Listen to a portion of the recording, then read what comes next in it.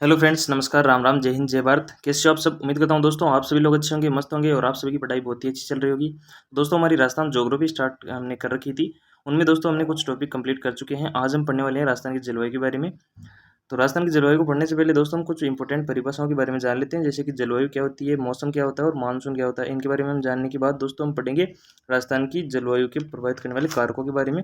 और कारकों के बारे में पढ़ने के बाद हम दोस्तों नेक्स्ट क्लास में पढ़ेंगे जलवायु के अंतर्गत ऋतुओं का वर्गीकरण हम कैसे कर सकते हैं, वो हम पढ़ेंगे, यानी कि ऋतुओं का वर्गीकरण पढ़ेंगे।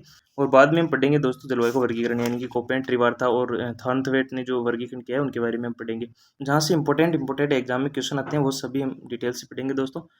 चलो दोस्तों हम राजस्थान की जलवायु को पढ़ते हैं और स्टार्ट करते हैं हमारी क्लास। तो दोस्तों पहले सबसे पहला तो है जलवायु। जलवायु किसे कहते हैं? तो जलवायु दोस्तों दीर्घकालीन वायुमंडलीय दशाओं का योग होता है। दीर्घकालीन वायुमंडलीय दशाओं के योग को हम जलवायु का देते हैं। लगभग 30 वर्ष से या फिर इससे भी अधिक का ये जो टाइम पीरियड रहता है उसे दोस्तों हम जलवायु का देते हैं। मौसम की हम बात करें तो दोस्तों अल्पकालीन वायुमंडलीय दशाओं के योग को मौसम कह देते हैं। यानी कि जिनको याद नहीं होता उनके लिए मैं एक ट्रिक बता रहा हूँ। ट्रिक बहुत ही शानदार है, अदरवाइज मत लीजिएगा।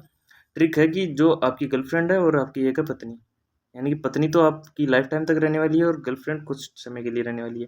तो गर्लफ्रेंड तो मौसम से आप याद कर सकते हैं और पत्नी से आप याद कर सकते हैं जलवायु को। ठीक है, अदरवाइज मत लीजिएगा, याद कर लीजिएगा। ठीक है, आगे हम बात करते हैं दोस्तों भारत की जलवायु के बारे में कि भारत की जलवायु कैसी है। तो उष्ण कटिबंधीय मानसून प्रकार की जो जलवायु है वो हमारी भारत की जलवायु है। और राजस्थान की जलवायु होती है दोस्तों उपोष्ण कटिबंधीय। ठीक, कुछ बात दोस्तों मानसून की कर लेते हैं। मानसून दोस्तों अरबी भाषा की मौसम शब्द से बना है। मौसम का अर्थ होता है दोस्तों मौसम, यानी कि अरबी भाषा के जो मौसम शब्द है उस शब्द से बना है मानसून।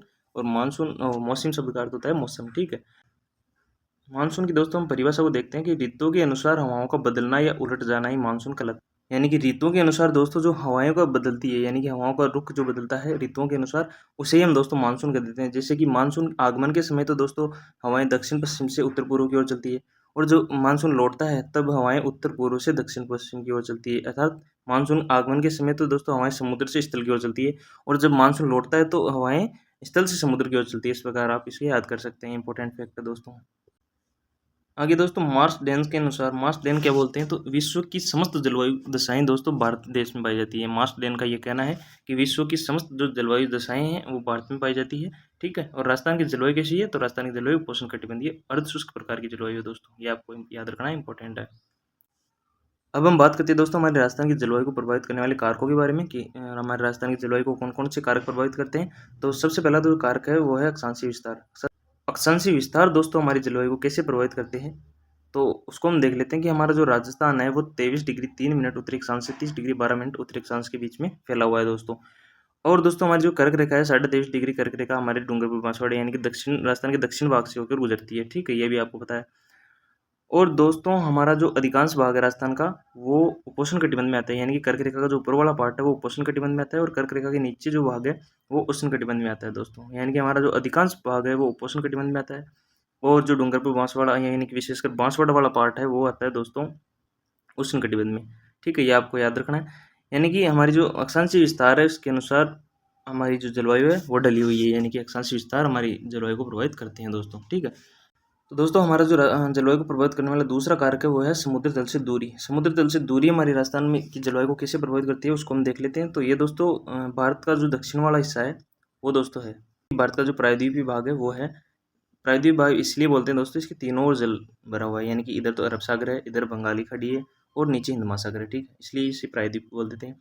तो भारत का जो दक्षिणी हिस्सा है दोस्तों वो तीनों ओर से जल से घिरा हुआ है, यानी कि समुद्र के तट के किनारे हैं दोस्तों।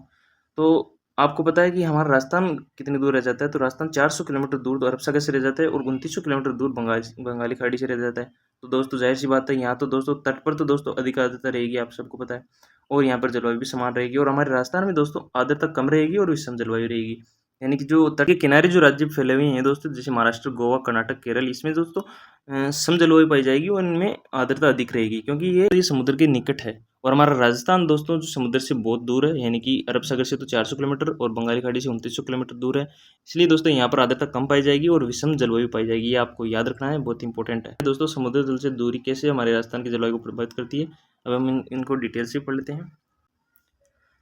तो समुद्र के नज़दीक आर्द्रता अधिक होने के कारण सम जलवायु पाई जाती है, और जबकि समुद्र से दूर जाने पर आर्द्रता कम होने लगती है तथा विषम जलवायु पाई जाती है दोस्तों। और राजस्थान में विषम जलवायु पाई जाती है, आपको याद रखना है। अब दोस्तों हम बात कर लेते हैं समुद्र तल से ऊंचाई किस प्रकार हमारी राजस्थान की जलवायु को प्रभावित करती है। तो दोस्तों हम बात करें सौमंडल की। सौमंडल में दोस्तों 165 मीटर ऊपर जाने पर 1 डिग्री तापमान में गिरावट आती है, यानी कि कमी देखने को मिलती है।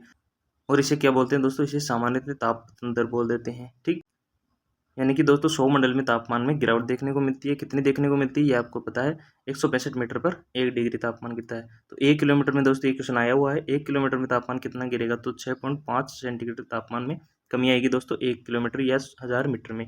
ठीक है, अब हम बात कर लेते हैं माउंट आबू। अधिक ऊंचाई पर होने के कारण यहाँ तापमान पाया जाता है कम। ठीक है, जबकि फलोदी निचाई परिस्थितियों होने के कारण तापमान पाया जाता है अधिक। ऐसा पूछे कि सबसे अधिक तापमान कहाँ पाया जाता है, तो फलोदी में, और सबसे कम जो तापमान पाया जाता है वो माउंट आबू में पाया जाता है। क्यों पाया जाता है, क्योंकि ये अधिक ऊंचाई पर स्थित है और सबसे निचाई पर स्थित होने के कारण फलोदी में तापमान उच्च पाया जाता है। यह आपको याद रखना इंपॉर्टेंट फैक्ट है। इस प्रकार हमारी जलवायु समुद्र तल से भी प्रभावित होती है दोस्तों। बात करें दोस्तों अरावली पर्वतमाला का विस्तार, इससे भी दोस्तों हमारी जो जलवायु है वो प्रभावित होती है। कैसे प्रभावित होती है वो हम देख लेते हैं। अरावली दोस्तों अरब सागरीय मानसून के समानांतर होने के कारण राजस्थान में वर्षा कम होती है, जबकि दोस्तों बंगाली खाड़ी का मानसून अरावली से टकराकर दक्षिण पूर्वी राजस्थान में वर्षा करवाता है। अरावली से हमारी जो जलवायु प्रभावित होती है वो इस प्रकार होती है, क्योंकि दोस्तों ये अरावली हमारी जो है वो अरब सागर के मानसून के तो समानांतर बनी हुई है, जिसके जो अरब सागर का मानसून है वो सारे सारे निकल जाता है और हमारे राजस्थान में बहुत ही कम वर्षा होती है। ठीक है, और बंगाली खाड़ी का मानसून दोस्तों अरावली से टकराकर दक्षिण पूर्वी राजस्थान में वर्षा करवाता है। तो इस प्रकार हमारी जलवायु प्रभावित हो चुकी है दोस्तों। अब जो नेक्स्ट अपना कारक है वो है स्थल का प्रभाव। स्थल का प्रभाव दोस्तों हमारी जो जलवायु है उसको प्रभावित करता है। कैसे करता है, तो राजस्थान के अधिकांश भाग पर रेतीली मिट्टी पाई जाती है। इस कारण यह भाग जल्द ही तो गर्म हो जाता है और जल्दी ठंडा हो जाता है दोस्तों। इस कारण राजस्थान में उच्च दैनिक तापमांतर पाया जाता है तथा उच्च वार्षिक तापमांतर पाया जाता है दोस्तों। यानी कि हमारे राजस्थान में दोस्तों जो स्थल भाग है वो जल्दी तो रेतीला भाग है, यानी कि हमारे राजस्थान का जो अधिकांश भाग है दोस्तों वो रेतीला है। रेतीला होने के कारण दोस्तों ये जल्दी तो ठंडा हो जाता है और जल्दी गर्म हो जाता है।